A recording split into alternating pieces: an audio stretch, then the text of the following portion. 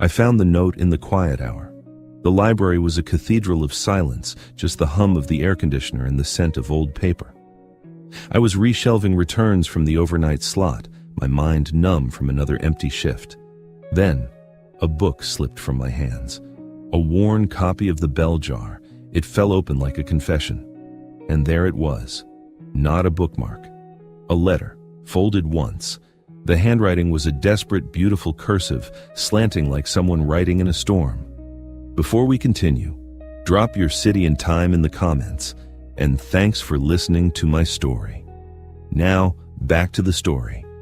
My breath caught in my throat. I shouldn't have read it. It was private, a sacred, shattered thing. But the first line hooked into my ribs and pulled. By the time anyone reads this, I'll be gone. The noise in my head is finally too loud, and the world feels like a room where all the oxygen has burned away. It was a suicide note. My hands went cold. I looked around, as if the author might be watching from the stacks. But it was just me. Just the silent judging books. Protocol said call someone, security, a hotline. But the letter, it wasn't just a note. It was a soul laid bare. She wrote about the crushing weight of LA sunshine when you feel dark inside. She wrote about the hollow sound her own laughter made. She wrote about a birthday coming up, a date she'd circled as an exit. She had a voice, a painful, poetic, devastatingly honest voice. And I was holding it. For 3 days, the letter lived in my jacket pocket. It burned a hole there. I couldn't sleep. I'd hear her words in the silence of my apartment. I just wish, she wrote near the end, that once, just once, I could have told the whole truth of this ache to someone, and they would have just listened, without trying to fix me, without looking away. That's what did it. That simple, brutal wish. On the 4th night, my shift stretched before me, long and empty. I sat at the staff desk in the dead AM quiet. I took out a piece of plain paper, and I wrote back. My hand shook. I didn't know her name, so I began. To the woman who wrote the letter inside the bell jar. I found it, I read it, and I'm so sorry you're carrying this. I'm not going to pretend I understand, but I hear you. I'm listening. I told her about my own quiet ache, the loneliness of the night shift, the way I felt like a ghost in my own life, watching the city's lights from a distance, never part of the glow. I didn't try to save her. I didn't offer platitudes. I just acknowledged her truth, and I offered mine. I ended with, if you come back, I'll leave a reply here, in the same book, on the same shelf. No one has to know. I slipped my letter into the pages. I slid the book back onto the literature aisle, 3rd shelf from the bottom. My heart hammered against my ribs. It was a stupid, reckless hope, a message in a bottle thrown into a vast, dark sea. A week passed. Nothing. I checked the book every night. My note sat there, untouched, a monument to my own foolishness. The hope that had flickered in my chest began to gutter out, replaced by a cold dread. Maybe I was too late. The thought was a physical sickness. Then, on a rainy Thursday night, I pulled the book from the shelf. It felt lighter. I opened it. Her reply was there. The air left my lungs in a rush. Her handwriting was steadier this time. To the man in the stacks, it began. You wrote back. You actually wrote back. I came here tonight to say a different goodbye to this place I loved. And then I saw the book and your words. I sat on the floor right there in the aisle and cried. Not sad tears, shocked tears, that someone heard me. We began a secret conversation. A paper and ink lifeline stretched across the dark. She signed her letters, Alara. I signed mine, Aiden. We never described our faces. We never suggested meeting. That wasn't the point. The point was the dark, quiet space between the lines where our truths lived. She told me about the clinical gray numbness that had followed her for years. I told her about my brother, lost to an overdose, and the survivor's guilt that clung to me like a second skin. We wrote about the small, stupid beauties that somehow still existed. The way morning light hit a brick wall, the taste of cold diner coffee, the sound of a specific song on a car radio with the windows down. We were 2 fractured maps, and somehow, in sharing our broken coordinates, we began to chart a new, tentative territory. A place of me too, and I see you, and That hurts for me also. I fell in love with her, not with a face or a body. I fell in love with the raw nerve end of her soul. I fell in love with her courage in admitting she wasn't brave. I fell in love with the wry humor that started to peek through her despair. I fell in love with the way she described the ocean, not as peaceful, but as a beautiful, roaring chaos that matched the inside of my head. And I knew, with a certainty that terrified me, that she was falling for me too, for the man who wasn't afraid of her shadows, for the listener in the dark. But her birthday was coming. The date from her first note, it hung over every new letter like a gathering storm. "My birthday is in 2 weeks," she wrote in her latest letter, the paper smudged as if by a tear. "I've decided to keep my original plan, not out of sadness, not anymore, but out of a strange peace. Talking to you. It's been the most real connection I've ever had. I don't want to ruin it by trying to make it something in the messy, real world. This has been perfect. Let it be perfect. Let me go on a high note for once." My blood turned to ice. This wasn't the despairing woman from the first note. This was worse. This was a resolved, grateful, loving goodbye. She saw our connection not as a reason to stay, but as a beautiful, completed reason to leave. Panic, sharp and metallic, flooded my mouth. I had to find her. The rules of our paper world were shattering. I scrambled for clues. She'd mentioned a view of the Hollywood sign from her window, but from the side, the letters looked stacked. She'd written about a specific 24-hour laundromat with a neon sign that buzzed and flickered pink. She'd described the sound of the Red Line train passing at 2 a.m., a lonely metallic heartbeat. I spent a day and a night cross-referencing, mapping, my city transforming from a home into a puzzle. The side view of the sign pointed to the Los Feliz area, the buzzing pink neon. I knew that place. It was on Vermont. The train line cut right through there. It was the eve of her birthday, a suffocatingly warm LA night. I ran out of my apartment, her letters clutched in my hand. I drove like a man possessed, my knuckles white on the wheel. I didn't know her building. I didn't know her apartment number. All I had was a description of a view. I parked in a war zone of parallel spots and ran. I looked up at the apartment buildings, searching for angles. I turned down a side street, my chest heaving. And then I saw it. A modest, Spanish-style complex. And from the alley behind it, a perfect stacked view of the Hollywood sign. My eyes scanned the balconies. 3rd floor. A balcony with a single wilted potted plant. She'd written about killing a jade plant, a symbol of her own failed resilience. The light was on. I didn't think. I just moved. The main door was unlocked. I took the stairs 2 at a time, my heart a frantic drum in my ears. I reached the 3rd floor. Door 3B. I raised my fist to knock, and I froze. What was I doing? I was the voice in the dark, the safe, anonymous listener. Showing up at her door was a violation of every unspoken rule we'd built. I could be everything she was afraid of. But behind that door was the end. I knocked. The sound was too loud in the quiet hallway. A long, silent moment stretched thin. Then, the soft sound of footsteps. The peephole darkened. I held my breath. The door opened a crack, still on the chain. And I saw one eye, a deep brown, exhausted eye, wide with shock. Then, a gasp. "It's you," a voice whispered. It was her voice. I knew it instantly. It had the same quiet, resonant quality as her words on the page. Tired, but beautiful. "Alara," I said, and my own voice cracked. Please don't open the door if you're scared. Just listen. From out here." A beat of silence. Then, the sound of the chain sliding back. The door opened. And there she was. Not a fantasy. A woman. Pale with dark circles under her eyes, her hair in a messy bun. She was wearing sweatpants and an old band t-shirt. She was the most real, most breathtaking thing I had ever seen. She looked at me. Not with fear, but with a dawning, devastating recognition. Aiden. I had no heroic speech, no grand gesture. I was just a man standing in a dim hallway, out of breath, completely shattered by love for a stranger. "I got your last letter," I said, the words tumbling out. You can't go. Because I need tomorrow's letter. I need the one after that. I need to know what you think about the sudden rain we're supposed to get next week, And if the neon sign at the laundromat finally burns out, and if your jade plant, if maybe we could try to save it. Together. A tear escaped her eye and traced a path down her cheek. She didn't wipe it away. "This is the messy, real world," she whispered. "I know," I said, my own eyes stinging, "and I'm terrified. But I'm more terrified of a world without your words in it." She leaned against the doorframe as if her legs wouldn't hold her.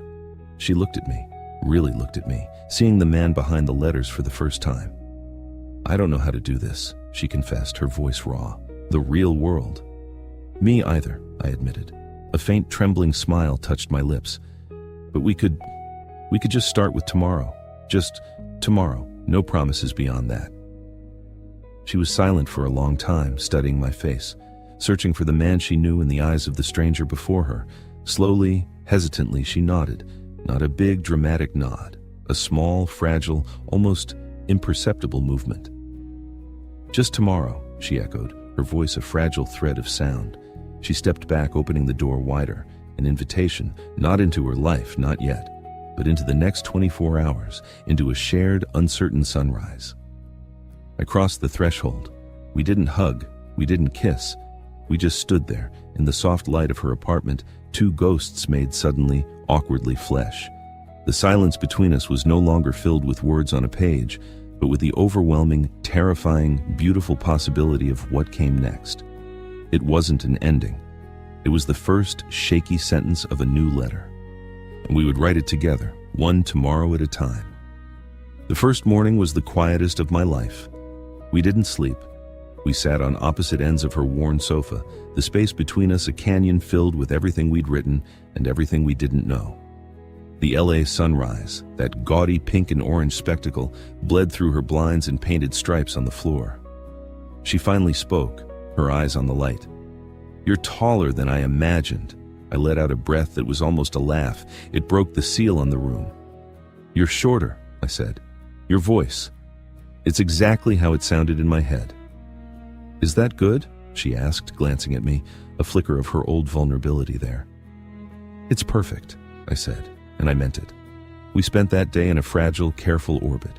We made terrible, weak coffee in her ancient machine. I told her my brother's name was Michael. She told me her middle name was Rose, which she hated. We exchanged facts like precious, fragile stones. We didn't talk about the note. We didn't talk about the future. We existed in a suspended now. But by the afternoon, the silence started to itch. Our connection was built on confession, and the polite small talk was killing it. She was washing our two mugs at the sink, her back to me. I saw her shoulders tense. "This is harder than the letters," she said, her voice barely above the tap's flow. "Because we can see each other's faces," I said. "It's easier to be brave in the dark." She turned off the water, her hands gripping the edge of the sink. Her knuckles were white. "What if you see me, and you realize it was all a mistake? The person in the letters is better. She's wittier. She has time to think of the right thing to say."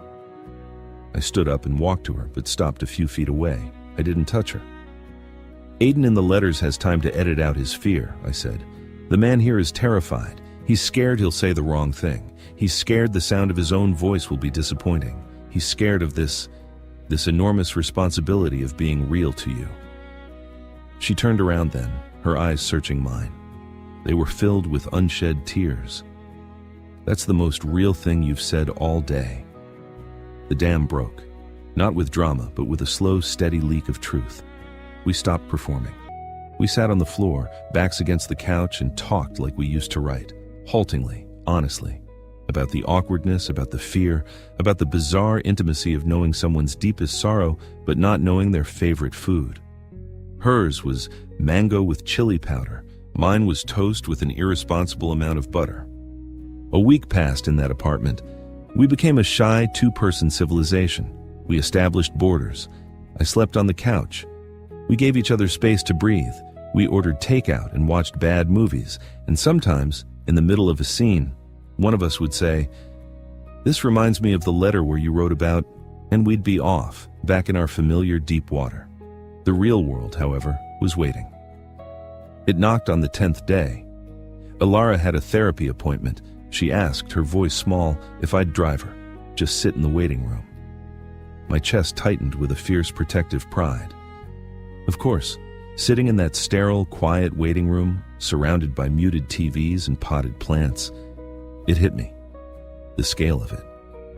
This wasn't a love story about saving someone. This was a love story about witnessing someone save themselves and being asked to hold the map. On the drive back, she was quiet. Then she said, "She asked about you, my therapist.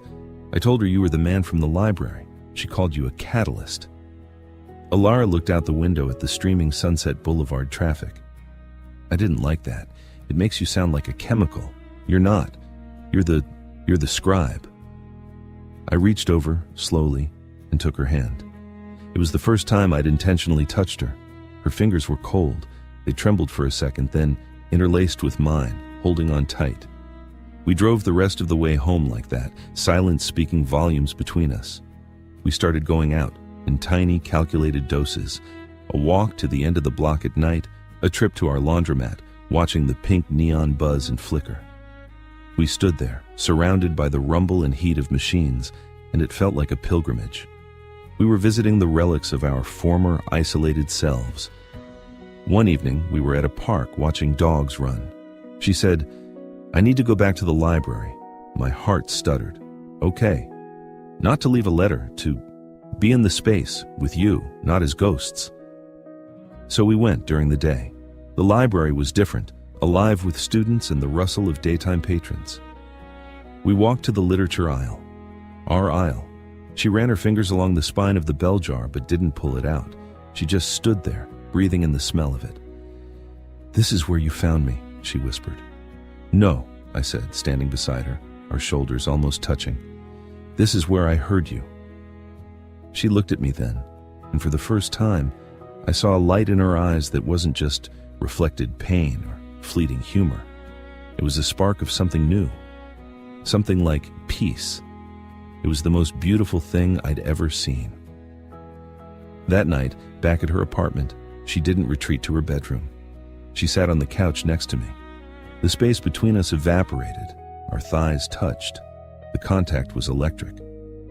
"Aiden," she said, her voice steady. "Yeah? I want to try for a tomorrow that's more than just not dying. I want a tomorrow that's about living, with you, in it, messily." I turned to face her. I cupped her cheek, my thumb brushing the skin under her eye. It was an anchor point for both of us. "That's the only tomorrow I want," I said, my voice thick. She leaned in. Our first kiss wasn't a movie kiss. It was slow, careful, a question and an answer. It tasted like salt tears and hope and the faint familiar bitterness of our terrible coffee. When we pulled apart, we rested our foreheads together, breathing the same air. We didn't move in together the next day. We didn't get a dog or make grand plans. The fairy tale wasn't an ending. It was a new set of rules, written day by day. I kept my night shift job. Sometimes she'd come visit me. She'd sit at a study carrel with a book, and I'd see her from behind the circulation desk. My heart would swell with a quiet, profound joy. She was here, in the world, reading a book, not leaving a note inside one. We still wrote letters sometimes, silly ones on post-it notes left on the fridge, long ones when a feeling was too big to say out loud. The paper trail that saved her life now chronicled our living. On the anniversary of the day I found her note, we went back to the library at night. I had a key. We stood in the silent, dark aisle, illuminated by a single security light. She pulled the familiar book from the shelf. She opened it. Inside, I had placed a new letter. It read, "1 year ago, I found a heartbreak here. Tonight, I'm standing next to the heartbeat it became. I don't know all of our tomorrows, but I'm endlessly, gratefully, messily committed to finding them out with you. Love, Aiden." She didn't cry. She smiled. A full, real, radiant smile that reached her eyes and lit up the dark aisle. She took my hand and laced her fingers through mine. "Come on," she said. "Let's go home." We walked out of the stacks side by side. Two once broken people, not fixed, but fused stronger at the cracked places. We walked into the warm Los Angeles night, not into a perfect ending, but into the next beautiful, uncertain page. Together.